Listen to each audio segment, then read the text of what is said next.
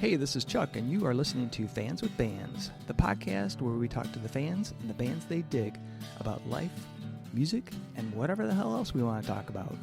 Today on Fans with Bands, we're talking to Sonic Smut. Check it out. Hey, this is Chuck with Fans with Bands, and I'm talking to Michael coming at you, Dave and Alice from Sonic Smut. How you guys doing? Great. How are you? I'm doing great. I'm doing Awesome. even better now that I am talking with you guys because I was looking back. It was like June of 2024 when I first interviewed you guys. And since then, I've seen you, half dozen times just this summer at Fuzz Fest, which was awesome. And yeah, that was fun. Yeah, that was super fun. Because Mike, you were up there like a couple times. You were with the Beggars, and then blasting away. Double duty that night. Yeah, lots of fuzz. Thursday night too. Yeah. But the major excitement is the new album, I Bleach, which is you guys were nice enough to let me listen to it ahead of time, and it's really fucking awesome. Sweet. Awesome. Yeah. Thank you. Yeah. Just like so there's like I was trying to think of like how to describe it to people. I mean, there's that experimental edge, but you guys really captured the live energy, because when you see guys live, it's like really intense show, which I love. But then sometimes bands, when they record an album, it just doesn't feel, it feels flat. This does not have that. I feel like and having seen you, I'm like, I feel like I'm at the show, which awesome. I love. And then the music, it's just, it's so layered and complex, yet there's something that, like, as I kept listening, it was like there's something else would pop out at me. And I'm like, oh, look, just listen to that. So anyway, I think you guys have done a fantastic job. It's just so good. Sweet. Thank you. Appreciate it. So, so how do you guys feel about how iBleach compares to what you've done in the past? So you did the self-titled album in 2024. You had Glaze. How does this stack up?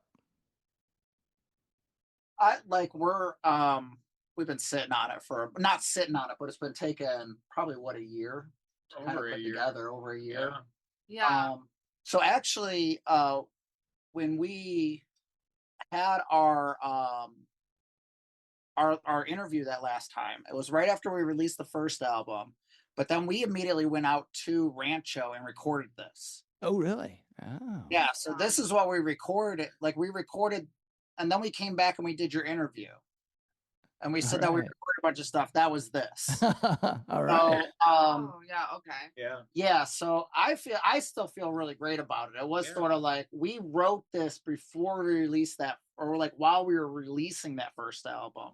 Wow. Went out to Rancho, recorded this, and then like one of the days we were just hanging out and jamming, and Andrew, the guy who was engineering, pushed record, and that's how we got Glaze. Okay. Too. But it's great to hear that like you feel the performance in it, because we like that's how we were trying to track, and like why we went to a place like Rancho is because we could just like close the doors and like take takes and be like, that one feels good, that one doesn't, but we could record all at once. Like, okay. It layered some stuff in there, but the meat and potatoes of it is the three of us 5 takes ripping it out. Really? Wow. Awesome. So like everything just recorded live, obviously mic'd up, and then just some overdubs here and there, or adding some polishing touches. Like tone stuff, like different guitars just to get like a thicker sound, or adding acoustics you did, adding percussion, things like that. But that happened all at Rancho. Right. Yeah. I will say the challenging thing about this album that we wrote all the music and we recorded all the music, and then we came back and then we wrote all the lyrics. And and all the vocals are like after. So the vocals were after. So we were trying to I thought the challenging part for me when I was trying to come up with stuff was like capture the essence of like that amazing energy we had at Rancho, and then like capture it in the lyrics and stuff that we were recording after. Wow. So that was like, I think that was a little bit different than like the last album, Totally. Yeah. where it was kind of like that was all happening at the same time.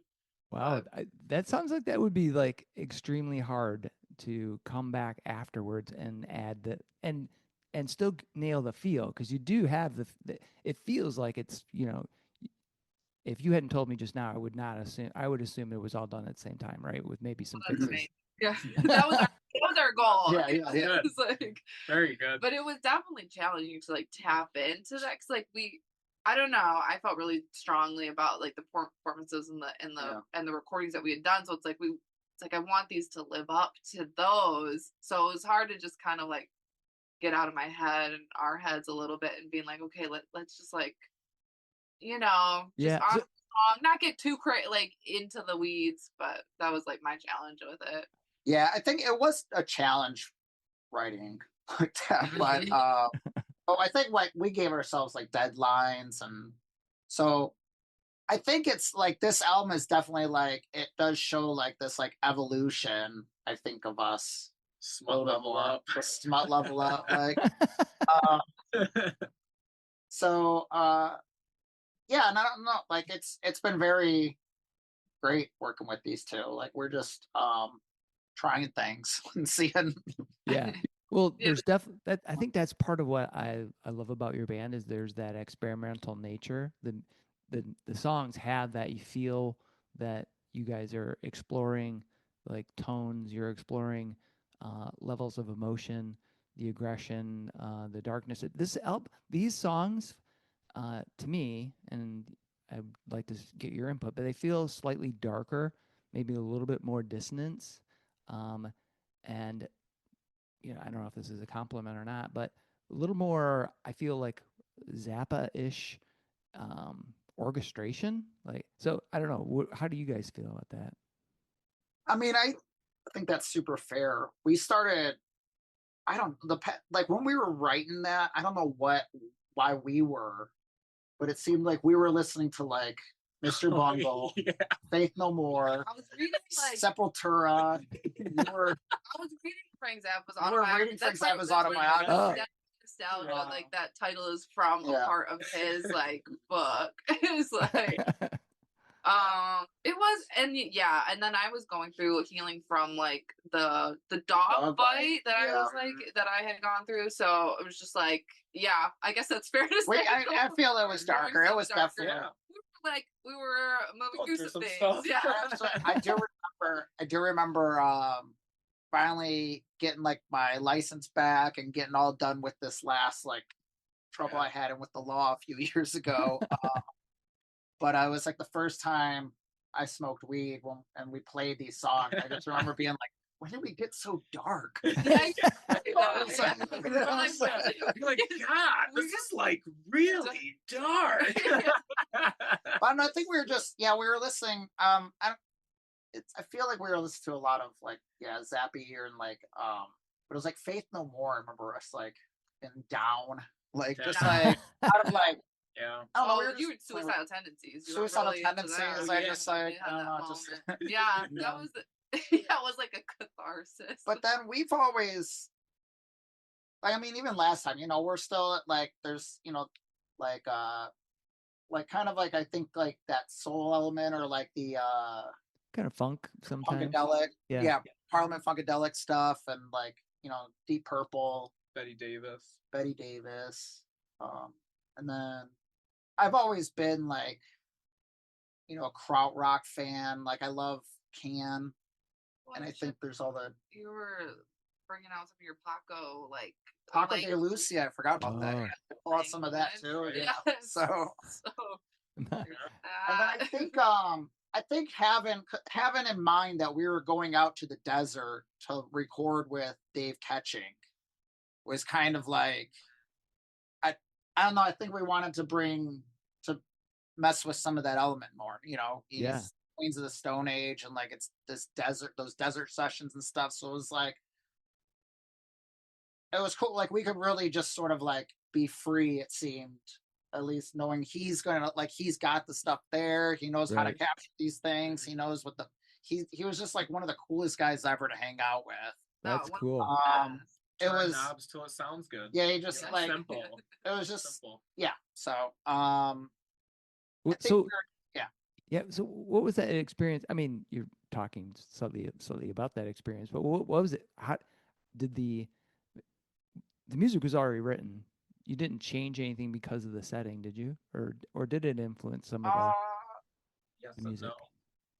Like we had a lot prepared. Yeah, we brought 8 songs, and then we decided there to record a 9th one, which ended up being "Eric at My Eye." Oh. Or no, Magic Fingers. The Magic Fingers. Oh, that's a good one. Yeah. Yeah, that we put us on there. And then built Frequency.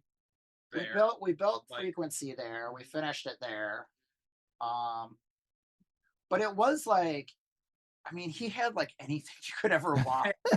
And stuff. Like it was like, I remember just being like that, like, we'll try that guitar on this one, man. this amp on this one. And so it's a lot of that. And then also, like, I think what was exciting for Dave Petching is like, we were like, I would just be like, hey, I'm kind of like looking for this type of sound, or like, and then once he became kind of comfortable, he was like suggesting things and like, kind of taking over, just kind of having fun with it too, because our buddy Andrew Smetic, who got the idea in our head and helped set it up, and then he ended up coming in engineering. Oh, cool. Because he was going to be in town, and I was going to invite him anyways, and the engineer out there was going to cost us like $500 a day, and it was like, Andrew, what do you want to do? And so like, what do you do? And this is like Andrew's childhood dream type situation. Like he's the one who introduced me to like Caius, So it's awesome. Yeah. So we're there, and you're seeing like ADAT tape cassettes of like,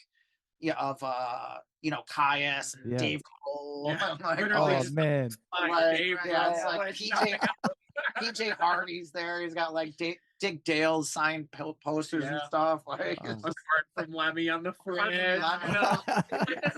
Too cool.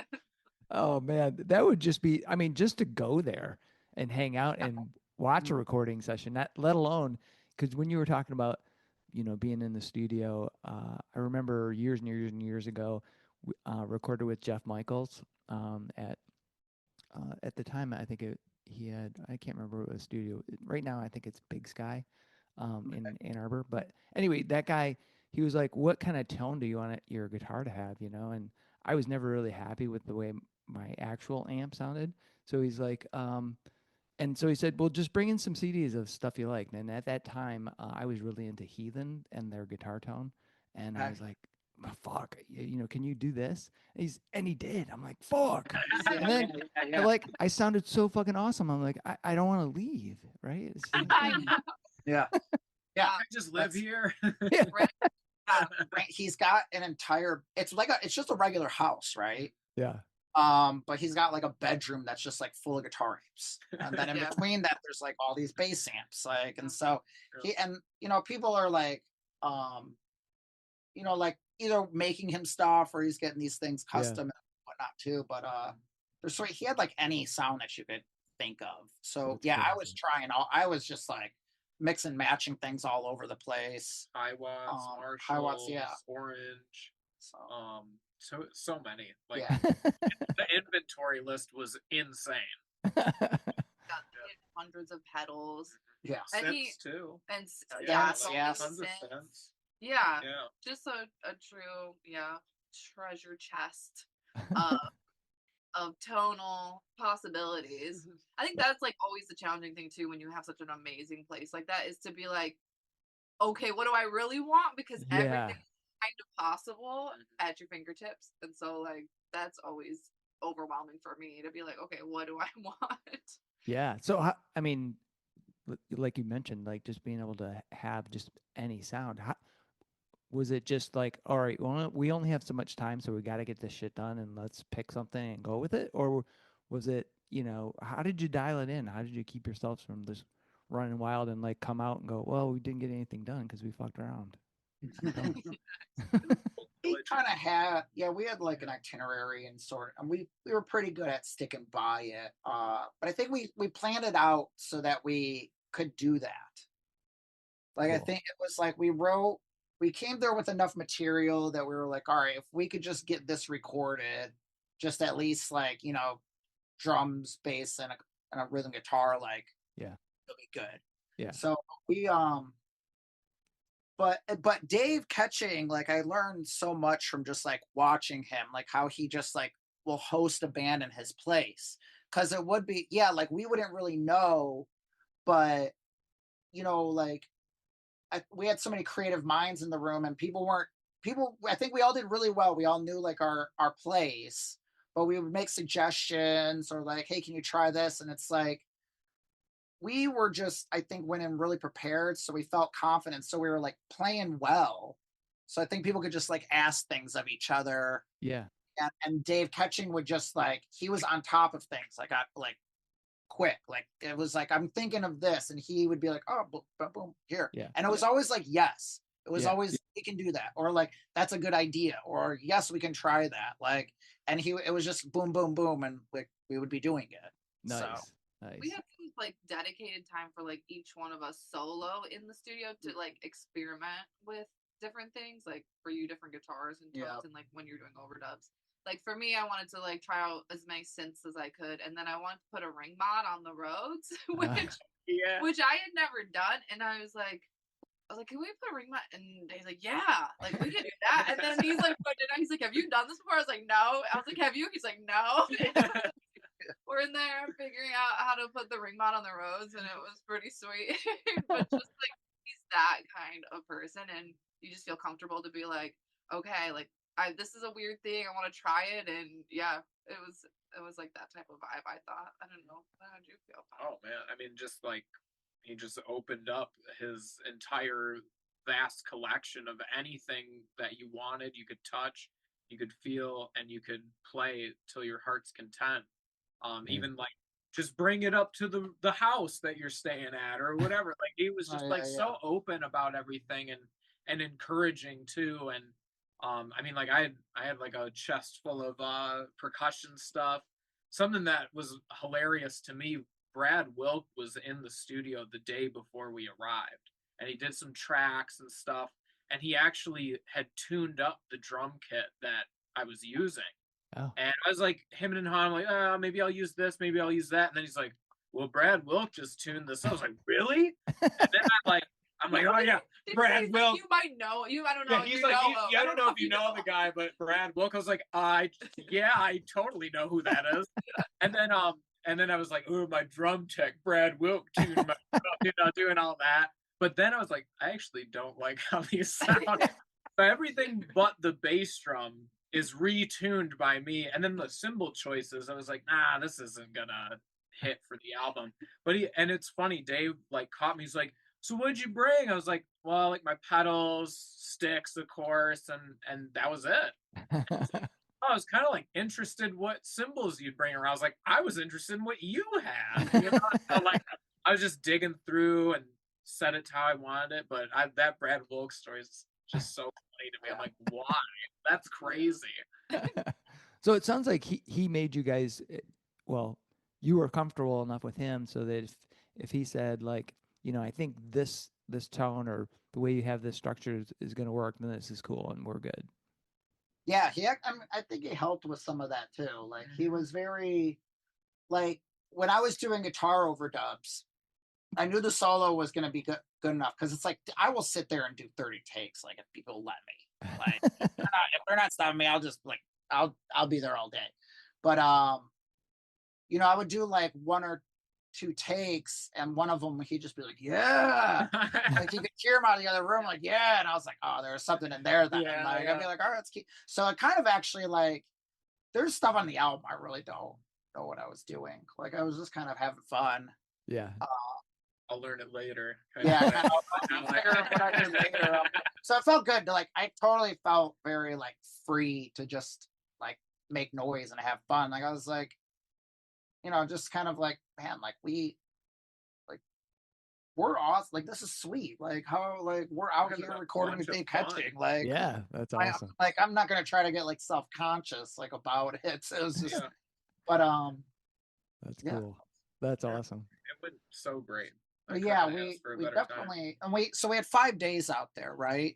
So first 3 days, I think we like it was day one, really 1 and 2. We got all the drum, like all the rhythm tracks. So then, like day 3 and 4, it was like overdubs. And then like every day it was kind of like you could go chill in there for an hour, you go chill in there for an hour type thing. End of the day, it was kind of like we'll try to jam. We were trying to get a like a little jam thing outside, but it was like too windy. But that'd have been sweet. Like yeah, hell yeah, just to get the desert vibe. Outside. Yeah, just like the desert. Yeah, it was like great. That area is a trip. I mean, that whole it's wild. Yeah. Allison thought we were gonna die out there at one point.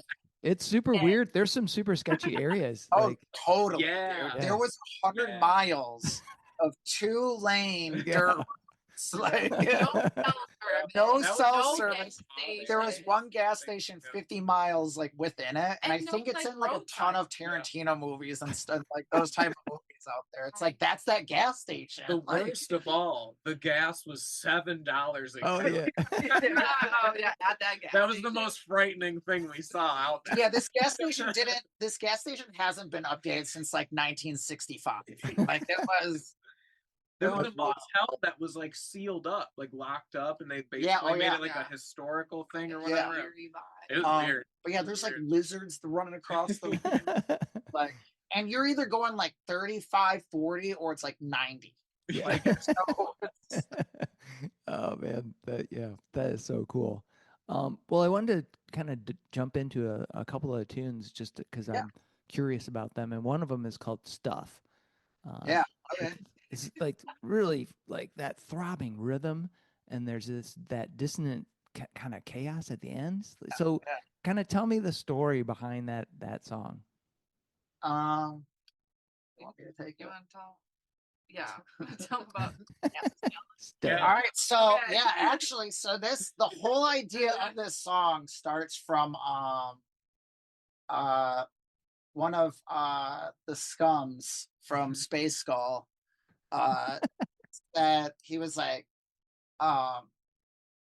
this was at a show. Everybody was having a great time. It was hilarious to me. He was like, you guys have everything. Your band is so good. You guys got like everything. And like, I'm just like, he's like, but you really like, you can't do simple. Like you don't have like a simple song. None of your things are just like simple. And so like the idea came where I was like, because it's really like the song is mostly it's like 3 notes in it, right? There's only really 1 note, right? So it's like I'm gonna write a song that's 1 note, like, and but then I found this, but then of course like I can't just stop at that.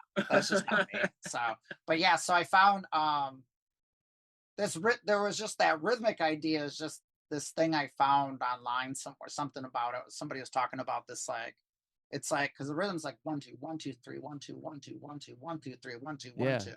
It's so but it's like hypnotic, right? And the one most of the time, like if you're not counting or like paying attention to it, the one doesn't feel like where the one actually is. No, it doesn't. It makes you feel like you're stuttering a little bit, or you're totally. I felt like if you were in a car, it would be, like somebody like letting the clutch out too soon. Yeah. That's how I felt listening to it. I was like, what the fuck? I'm just like.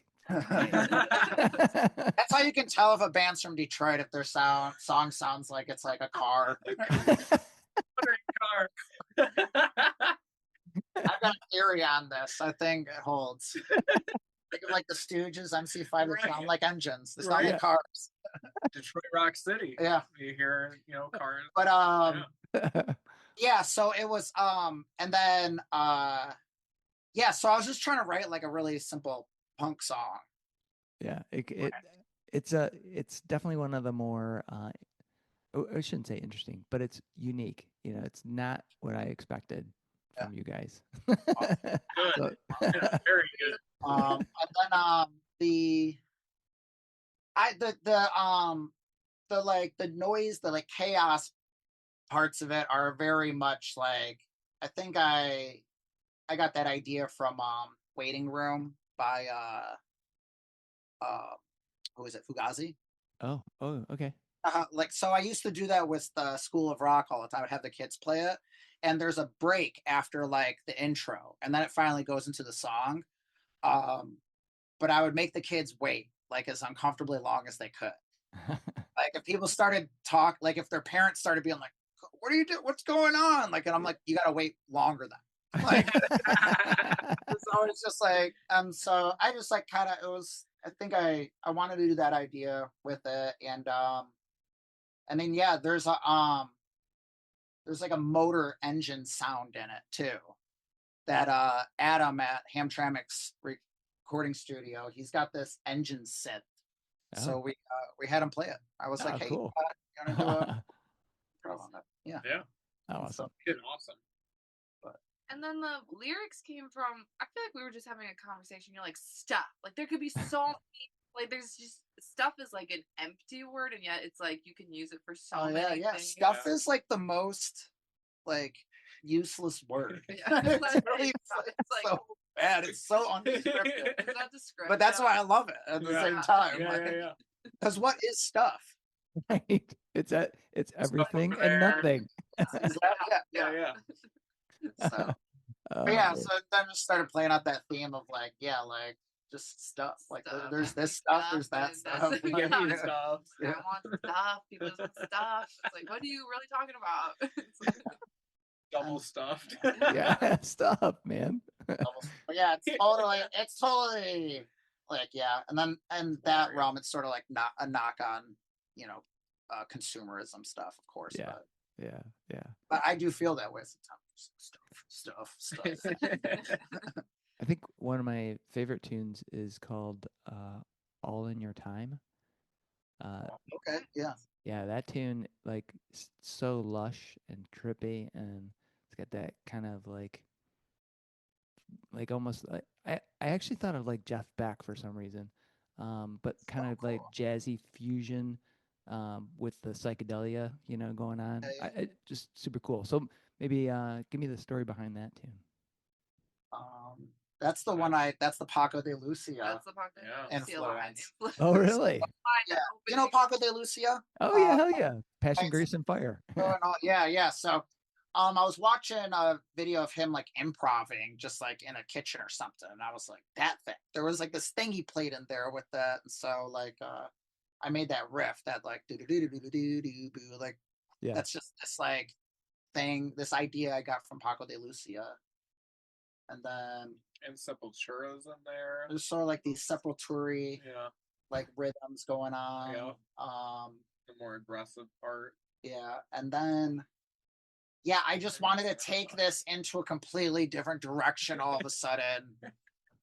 Like, and just make it like, I think people were thinking we were gonna get like it gets intense, but it's like a different. There's like kind of this like this, I don't know, I think more like this, like the sky or like clouds. It's like this more trippy, like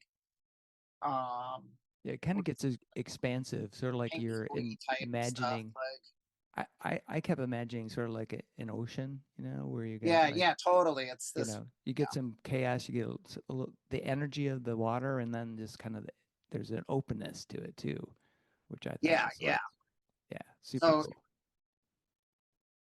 And that was fun to create. Yeah, it was that was a challenging one to kind of put together. But I don't know if you. I know it's been a while since we put out. I'm like, why did we choose to like do these like different sections? I can't remember. Did you have a feeling about it, or we were like that's where we went with it when we were like? No, I know I wanted to. I know I wanted to go like that. I wanted to take like a turn into more like this like spacey, like tripped out vibe, rather than just like keep nailing away this like. I wanted it because it wasn't expected, but then it but once you get through it, it's like, oh, it like makes sense. I don't know. There's just like it's something that got to pull it together at the end. Yeah. And a lot of that. I'm trying to like that just sort of like it just kind of came together. I know I wanted this like synth section that was like I forgot it was like Dark Side of the Moon stuff. I forgot but I was just like kind of hearing parts of that, or like Breathe. I wanted sort of that like turn into this like Yeah. we just like all of a sudden it's this like you're in the sky or the ocean like out of nowhere type thing, like rather than and then have it juxtaposed with this like tightness thing, Right. which I think we do throughout this album. There's like this dynamic of like Oh yeah, there's a lot of that. and like looseness, like a lot of like playing with that dynamic of music. So yeah. Well, that's kind of what I think of as sort of like the signature sound of Sonic Smut is that awesome. you guys have that kind of like just these dimensions, you know, where you'll come in like super hard and you know Dave's just like going fucking crazy in the kit, and then all of a sudden it's like boom, you know, spaces out for a minute and you come back into it, and you're like boom. It's like, oh my god, it's like, you know, again, that ocean thing kind of feels right to me because it's like you're standing and, you know, a wave comes through, you know, almost knocks you down. Then you're like, you know, savoring the moment of that energy, and then it's back again. It's like, yeah, so very cool. Another great tune is "Someone Is No One," which I think is the last tune, right, on the album. Yeah. And it must be just how I'm feeling the last few times I've been listening to it. But that song and, you know, All Your Time again has that sort of like slow. Well, that one definitely has like that slow burn. It's like spacey and super, super cool. But also like a little bit of. I also had like a little bit of a dystopian Radiohead kind of feel to it too. So, tell me about that song. That was prepped a while before we even were gonna go out to the studio. No, that was like that was in but that was like knocking two birds with one stone, right? Like we were sort of we knew we were gonna go like this one. I think we were kind of thinking of the desert, but we were also coming up with something for that. We did a music video that May also, right? Yeah. Oh yeah, yeah. Right before we left. Right before we left for Rancho, and we needed a song for this video that it's the one that we did out in Ipsy with Cameraman Cowboy. Oh, okay. We're in the garage. I don't know if you saw that one. Yeah, I remember that. So it's the same like music and stuff, just kind of more fleshed out. And Allison came up with lyrics for that one. Yeah, I had vocals. And we called that one "Journey to Dust." That's like a one-off. Yeah, that's the journey. But this is the official, little Easter egg there. Yeah. But you had the idea for this one too. I contribute to lyrics and the melody. And then we kind of worked out the riff together. But I know totally. You had like you wanted some, wasn't that? Well, it was thinking of the desert, because I remember I wanted something like very spacious, this kind of like spacious, very almost empty in a way, right? But there is this idea of like Dazed and Confused by Led Zeppelin and Low Spark of High Heel Boy. Oh yeah. Traffic but these like just grooves, almost like Black Sabbath, but Black Sabbath in a way. There's sort of this like I wanted this like slow burn, but then it's just gonna be this thing like hopefully like at the end you're just what the hell just happened? It's almost like The Shining. Like it's by the time that you're in it, you're like, wait, what happened? Like did we go insane? Right. Right.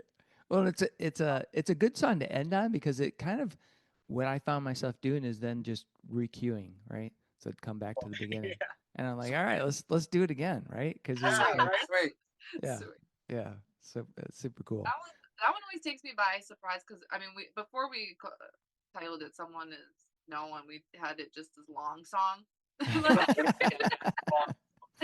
feel like every time we practice it, we're like, okay, we're going into should we do it? Should we practice? And then every time, I mean, for me, like I get into it, I'm like, this song kind of rips. Like when you're in it, you're in the journey. It's always just me by surprise somehow. But I guess it is sort of was also kind of like maybe our sort of taking of like Maggot Brain, because like we've just been kind of known for playing that one, and you know we did that on our first album, but that's the song that this that Cameron meant that John saw us play, where he was like, it reminded him of his friend and all this stuff. And so yeah, I think originally I was kind of thinking of like one of my friends that passed away too. He was just talking about that, so I was kind of dedicating it to like our lost friends and stuff too. So there's this like mournfulness to it. But yeah, that was fun. We did that because did that on that Telecaster too, right? Mm-hmm. Yeah. And that was Dave Ketching's like favorite setup, I think, that he is this I think it's his, one of them is one of his Princetons, I think, and then maybe it was no, it was another, it was two Fenders. It was another, like, it was at 60 reverb. It wasn't the twin, but it was a reverb or something like that. Reverb, something super like reverb, something like that. So it's this really clean, nice amp, like it's really like almost like spanky thin guitar. Yeah. But then dude, this pedal that he had made for himself is here. He had this thing there. It was his first time, like, or like he just got it or something recently. Yeah. And he had the prototype.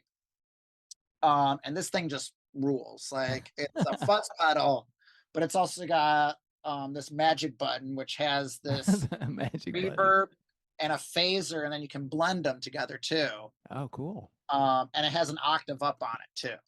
Wow. So, but the fuzz is just, it sounds amazing. It's based off this like 70s box fuzz that you can't find anymore. Wow. And the reverb and the phaser are almost like too much, but somehow it like sits in mixes, it works, it like, it's great. Yeah. It's a wild pedal. Yeah. It's we gotta give a shout out to who made it? Casio, right? It's on the bottom. Where'd it go? Like here? No. Under the fret. Or is that just the no, title? That's just the title of the fret. It's Grand Casino Cat. I'll find it. He'll find it. All right. All right, okay. cool. But yeah. So awesome.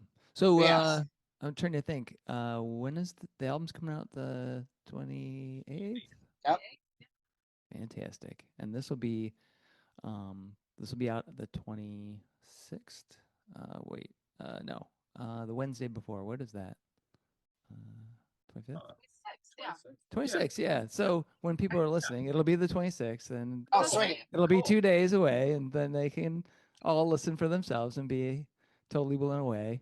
And then you've got when is that show they've got for the album release?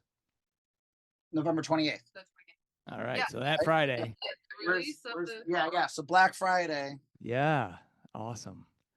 The Idiot Kids and Carbon Decoy. Man, oh man. Yes, we got Carbon Decoy. It's just gonna be like there's one night. It's gonna be an incredible night of like just jams. I mean, all three of you bands are gonna be fantastic. My God, that is killer. Grand Casino Factory makes the Fred. Oh, all right. Grand Casino Factory. All right, cool. But awesome. I can send you the stuff if hit me up. Hell yeah. But, I'm always down to check out shit. Why not? This pedal rules. That's awesome. But yeah, November 28th, Paris Bar. But Idiot Kids are also releasing their next album on the 28th. I remember seeing that on Bandcamp. So it's a double release night. And we're gonna get Carbon Decoy to open it up. So just they also had Crushing the Sun this past year, so people go check that out. Awesome. That was a great record by excellent. Yeah. I just saw those guys because they played at Gig. They were how'd Gig go? It was great. It was awesome. We condensed down to one day, so that I think helped because it was a little too disjointed the year before. We did 3 days. I just went crazy and made it too big. Yeah. So one day it was much better. But we had a great time. It was, I think the only thing that was a little bit is like we had the art up, but like around 5:30 just to avoid having people like tearing down in the middle of sets. It was like if you weren't gonna stay, you needed to, like, for the market, take your stuff out. So quite a few artists stayed, but they also unloaded. So then you end up with like some of the art up, not very much. And so then it was just more like a show, which is totally fine. But I felt like lost a little bit of the art vibe, but it was still fun, So Yeah. So anyway, but so I'm curious about, I doubt you ever run into this in your creative lives, but sometimes we kind of get stuck and we can't, we just feel like we're in a rut, and creatively, I am speaking. So has that happened to you? And if it has, what have you done to try to kind of kickstart yourself and get you out of that rut? We can talk about that. Going through that. I mean, it's like you are and you aren't always. Because, like, when I'm around you guys and I'm playing, I don't have writer's block. It's just like flowing and everything's going at like 100%. I feel like a well-oiled machine when we're playing together. Nice. But like personally myself, I've tried to write stuff. I'm like, it's not happening. There's no way at all. I think having like good people around and like people to talk to and just like help get you out of, and like and that you can trust, that are just like, then and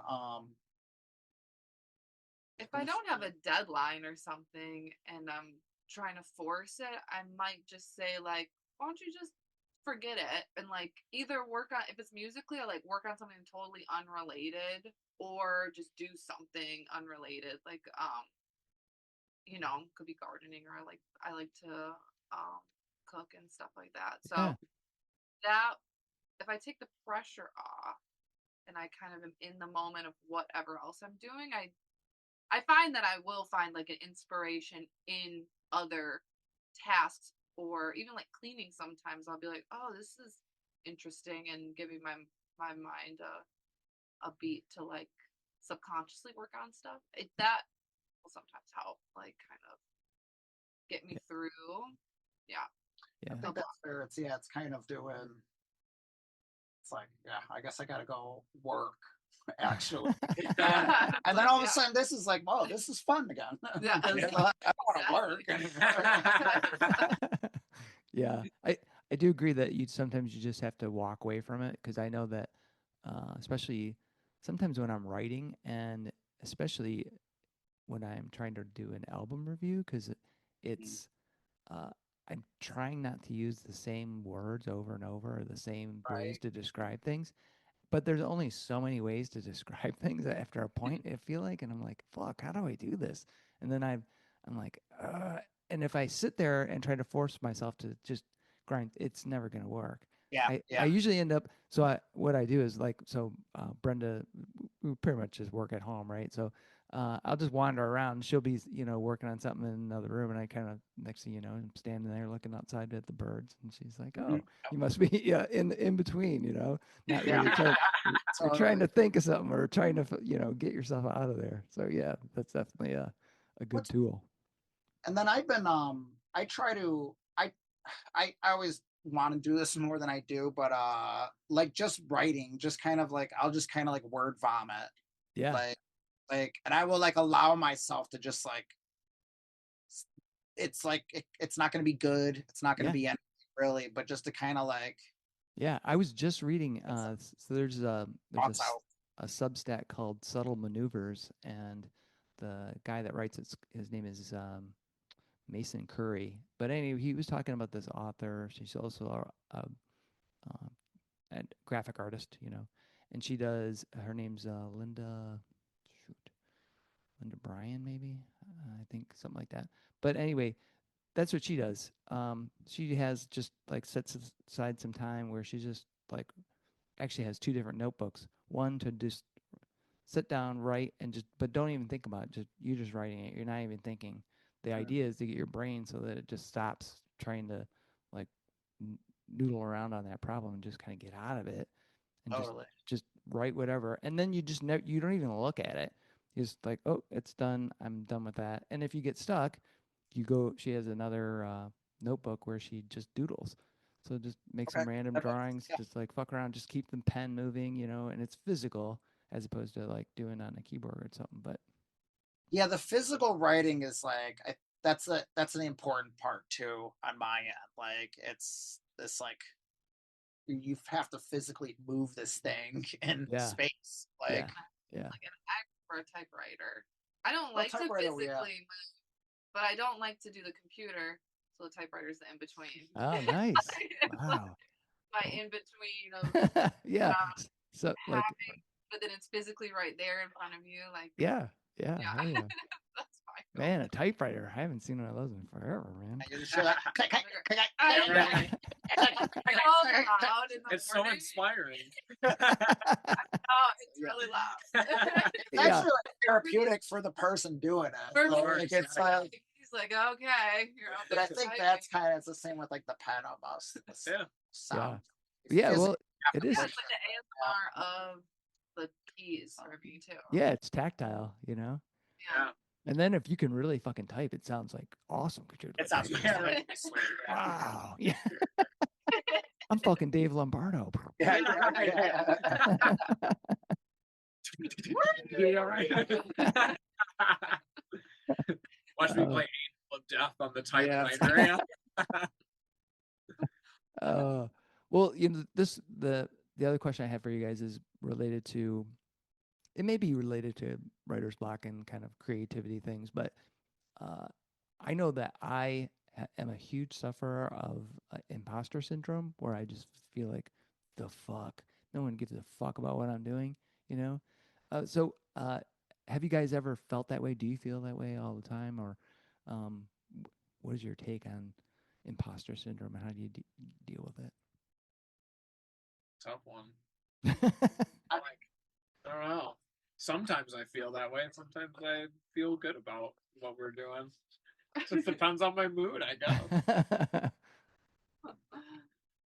I don't know. Like being a woman and like I played with a lot of men and been in like male spaces, so I've definitely like confronted kind of like feeling like, should I be here? Like, am I good enough? I feel like that's like just an intrinsic kind of am I enough type of like rhetoric that I have told myself for a long time. So like I've been just going through trying to reverse those patterns, which is like a long journey of every day just being like, no, you're enough, and like whatever level you're at right now is good enough, and like you're supposed to be in those spaces. Because I mean, as like a musician who always wants to get better, I'm like, I'm never good enough, you know. I'm like, I want to be better, I want to keep getting better, but so yeah, I definitely deal with kind of like those feelings, but as I keep doing things and just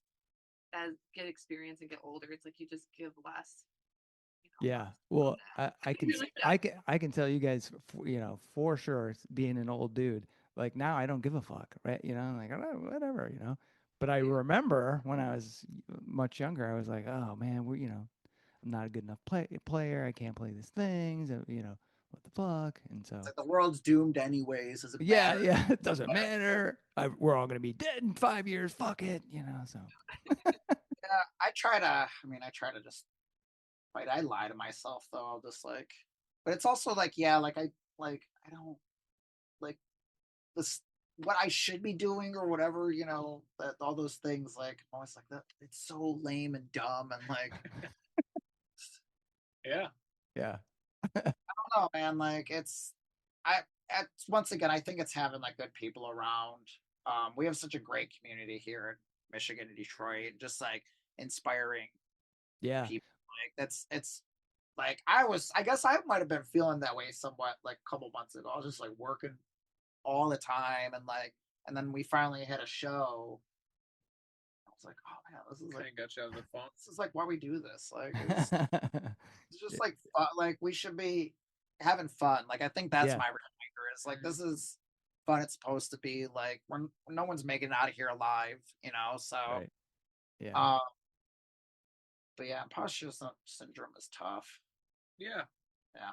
I definitely, actually, I'm thinking about it now. When we were doing stuff, I was like, oh God. Oh God. Oh no. What am I supposed to do here? I got it eventually. But that was a little rough at first. It was super rough. Yeah. But we got there. Yeah. We got there. Yeah. Like never gave up. That's awesome. Like a fabric, like probably the overarching system that wants to kind of put us in a box is like, it's, they want us to feel like imposters so that we don't believe and we don't take value in what we're doing, and then we go like become just a mindless or like a more numb human, and just I don't know, I just feel like there's some sort of, because like every human is like, you're not an imposter, you're like a human creature doing things like, that's it, like I don't know exactly where how it starts or where it comes from, but it is strange how because we all are. I think every human has creativity built into them, right? You're gonna do something, whether you're cooking or whether you're even creatively cleaning the house, doing like the most mundane things. You can still there's aspects of creativity in everything we do, and so it is funny how we can somehow strangely, whether it's through someone telling you that, and then that becomes your inner voice where you're just kind of like, oh, I'm just never gonna be good enough, or you just say, fuck it, I'm just gonna do what I like to do, and that's where you want to get to, right? Is like just let it go and don't overthink it and just fucking have fun. So I've been trying to do new things too. I think is always good too. Like I try to, I guess I guess I try not to steer myself away from like challenging things too. Like just like try to take it on the chin best you can if you need to. Like but I do think growing up with like movies like Karate Kid helped. This totally just makes me feel like that. Miami does all your chores, you paint fence, and he's just like, but Daniel paint fence. And then I was like, oh wait, you have been teaching me karate. It's like, music, art, all this, it's all one. It's all the same. It's all that's awesome. It's just I love how you worked the Karate Kid in there. That's awesome. Danielson, paint fence. Yeah. Oh, well, I can't grab him right now. Hold on. Let me see if I can show you. Oh, hold on. I'm going to move this camera so you can see him. See that little bot? Yeah. That I call him Mr. Miyagi. Nice. That's good. Yeah. So there's Mr. Miyagi. He's happy over there. So. Well, guys, I want to thank you so much. One, for wanting to be back on with me and talking. Two, for letting me listen to the album before it came out. And just, third, for just, being awesome humans and creating this awesome music. So I want to thank you again for being on Fans with Bands. And I've got one last question for you. Maybe two. I'm going to ask two. The first one is Die Hard a Christmas movie? I think so. My answer's always been yes. And I just recently saw it. Saw it for the first time. The first time in like the last 2 years, and I'm on board. Die Hard is a Christmas movie. It's my favorite Christmas movie. Awesome. I'll be in there for that as well. I keep going back to see his family for Christmas. So Christmas. Like, it's all around Christmas. I can't. It's a Christmas coded. It's Christmas. Yeah. Awesome. And so along those, since we're heading into the holiday season, what's your favorite holiday movie? And it could be Die Hard, but do you have one? I do. If I was gonna go like straight like the hot like Scrooged, I think always holds up. That one will make me laugh. Die Hard is great. Do you consider Gremlins a Christmas movie? Oh yeah, hell yeah. Absolutely. That's up there on my list. Man. I forgot. There's actually quite a bit. There's some good ones. There's a Space called Christmas. Yeah, I love that one. I love that one. The that's my favorite. I just got some good ones. I don't know. Do you guys have any other? Oh no, I probably gotta top it at least with a Gremlins or like a classic, like a Rudolph, the claymation Rudolph. Oh yeah, Gotta see it every year, just cause. Yeah, I think I gotta go with Babes in Toyland. Okay. Oh wow, yeah. Such a weird movie. Yeah. It makes me feel weird, and I think it has layers to it. Yeah. That is awesome. Yeah, beautiful. Yeah. Well, guys, thank you again so much for being on Fans with Bands. Well, thank you so Thank much you, for and thank having you for us. everything that you do for all of us. This, I yeah. have to check you out. Yeah, no problem, no problem. Well, I don't know if I'll be able to make the show. I gotta look at my calendar, but I hope it's awesome. Yeah, And thank you. if I don't make it, I'm sure I'll Tell catch into people the to show. go though. Oh yeah, hell yeah, yeah. I'll be sharing it like I'll be sharing it like crazy. It's gonna be in it'll be in the Sunday Sip for sure. Awesome, thank you. So, yeah. All right, guys. Thank It you. was We'll great see talk with you. Yeah. All right. See ya. Many thanks to Mike, Dave, and Alice of Sonic Smut for joining me on this episode of Fans with Bands. Everyone definitely needs to check out their new album, I Bleach, which is being released on Friday, November 28th. Yep, Black Friday. It is a fantastic album. You can catch a double headliner album release party on Friday, November 28th at Paris Bar Detroit with Sonic Smut and the Idiot Kids, who are releasing their new album called Instance at the same time. Get there early, as the always awesome Carbon Decoy is opening up this gig.